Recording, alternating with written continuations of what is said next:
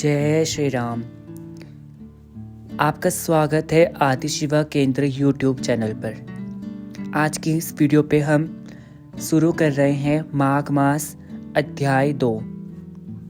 राजा के ऐसे वचन सुनकर तपस्वी कहने लगा कि राजन, भगवान सूर्य बहुत शीघ्र उदय होने वाले हैं, इसलिए यह समय हमारे लिए स्नान का है, कथा का नहीं। सो आप स्नान करके अपने घर को जाओ और अपने गुरु श्री वशिष्ठ जी से इस महात्म्य को सुनो।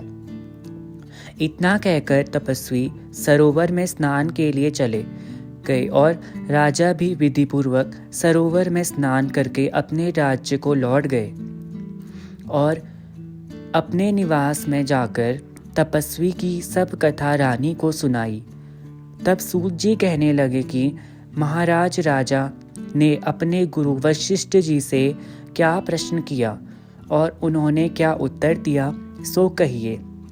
व्यास जी कहने लगे, हे सूत जी, राजा दिलीप ने रात्रि को सुख से सोकर प्रातः समय में अपने गुरु वशिष्ठ जी के पास जाकर उनके चरणों को छूकर प्रणाम करके तपस्वी के बतलाए हुए प्रश्न को अति नम्रता से पूछा कि गुरुजी, अपने आचार, दंड नीति, राज्य धर्म तथा चारों वर्णों के चारों आश्रम की क्रियाओं, दान और उनके विधान, यज्ञ और उनकी विधियां, व्रत, उनकी प्रतिष्ठा तथा भगवान विष्णु की आराधना अनेक प्रकार से तथा विस्तार पूर्वक मुझको बतलाइए। अब मैं आपसे माघ के स्नान का महात्म्य को सुनना चाहता हूँ। सो हे तपोधन, नियम पूर्वक इसकी विधि समझाइए। गुरु वशिष्ठ जी कहने लगे, हे राजन, तुमने दोनों लोकों के कल्याणकारी, वनवासी तथा गृहस्थियों के अंतःकरण को पवित्र करने वाले माघ मास के स्नान का बहुत सुंदर प्रश्न किया है। मकर राशि के सूर्य के आने पर माघ मास में स्नान का फल गौ, भूमि, तिल, वस्त्र, स्वर्ण, अन्न, घोड़ा आदि दानों तथा चंद्रायन और ब्रह्मा कुर्च व्रत आदि से भी अधिक होता है।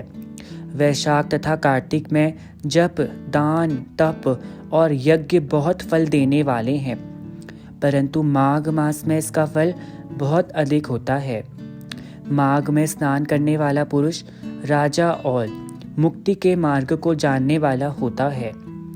दिव्य दृष्टि वाले महात्माओं ने कहा है कि जो मनुष्य माघ मास में सकाम या भगवान के निमित्त नियम पूर्वक माघ में स्नान करता है, वह अनंत फल वाला होता है। उसको शरीर की शुद्धि, प्रीति, ऐश्वर्य तथा चारों प्रकार के फलों की प्राप्ति होती है। अदिति ने 12 वर्ष तक मकर संक्रांति में अन्न त्याग कर स्नान किया। इससे तीनों लोकों को उज्जवल करने वाले 12 उत्तम पुत्र प्राप्त हुए। माघ में स्नान करने की से ही रोहिणी, सुभगा, अरुंधति, दानशीला और इंद्राणी के समान रूपवती होकर प्रसिद्ध हुई। जो माघ मास में स्नान करते हैं तथा देवताओं का पूजन में तत्पर रहते हैं, उनको सुंदर स्थान, हाथी और घोड़े की सवारी तथा दान को द्रव्य प्राप्त होता है और अतिथियों से उनका घर भरा रहता है और उनके घर में सदा वेद ध्वनि होती रहती है। वह मनुष्य धन्य है जो माघ मास में स्नान करते हैं, दान देते हैं तथा व्रत और नियमों का पालन करते हैं और दूसरों पुण्यों के क्षीण होने से मनुष्य स्वर्ग में वापस आ जाता है। परंतु जो मनुष्य माघ मास में स्नान करता है, वह कभी स्वर्ग से वापस नहीं आता है। इससे बढ़कर कोई नियम, तप, दान पवित्र और पापनाशक नहीं है। भृगु जी ने मणि पर्वत पर विद्याधरों को यह सुनाया था। तब राजा ने कहा कि ब्राह्मण, भृगु ऋषि ने कब मणि पर्वत पर विद्याधरों को उपदेश दिया था, सो कहिए। तब ऋषि जी कहने लगे, हे राजन, एक समय 12 वर्ष तक वर्षा न होने के कारण, सब प्रजा शीर्ण होने के कारण संसार में बड़ी उद्विग्नता फैल गई थी। हिमांचल और विंध्याचल पर्वत के मध्य का देश निर्जन होने के कारण श्राद्ध, तप तथा स्वाध्याय सब कुछ छूट गया था। सारा लोग विपत्तियों में फंसकर प्रजाहीन हो गया। सारा भूमंडल फल और अन्न से रहित था। तब विंध्याचल से नीचे बहती हुई नदी में सुंदर वृक्षों से आच्छादित अपने आश्रम से निकल कर श्री भृगु ऋषि अपने शिष्यों के सहित हिमाचल पर्वत पर गए। इस पर्वत की चोटी नीली और नीचे का हिस्सा सुनहरी होने से सारा पर्वत पीतांबरधारी श्री विष्णु भगवान के सदृश लगता था। पर्वत के बीच का भाग नीला और बीच बीच में कहीं कहीं सफेद स्फटिक होने से तारे से युक्त आकाश जैसा शोभा प्राप्त करता। रात्रि के समय वह पर्वत दीपकों की तरह चमकता और दिव्य औषधियों से पूरित था। किसी महल की शोभा भी ऐसी नहीं होगी। वह पर्वत शिखाओं पर बांसुरी बजाती और सुंदर गीत गाती हुई किन्नरियां, अप्सराएं तथा गंधर्व केले के पत्तों की पताका से अत्यंत शोभा को प्राप्त हो रहा था। उस पर्वत नीलम पन्ना, पुखराज तथा उसकी चोटियों से निकलने वाली रंग बिरंगी किरणों से इंद्रधनुष के समान प्रतीत होता।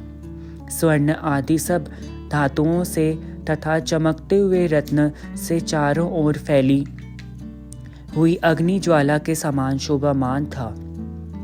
इसकी कंदराओं में काम पीड़ित विद्याधर अपनी पत्नियों के साथ आकर रमण करते थे और गुफाओं में ऐसे ऋषि मुनि जिन्होंने संसार में सब क्लेशों को जीत लिया है, रात दिन ब्रह्म का ध्यान करते थे और कई एक हाथ में रुद्राक्ष की माला लिए भगवान शिव की आराधना करते।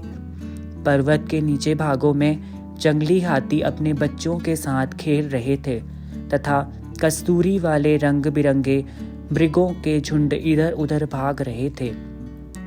यह पर्वत सदा हंसराज तथा मोरों से भरा रहता था। इसी कारण इसको हम कुंड कहते हैं। यहाँ पर सदैव ही देवता, गुहक और अप्सराएं निवास करती थी।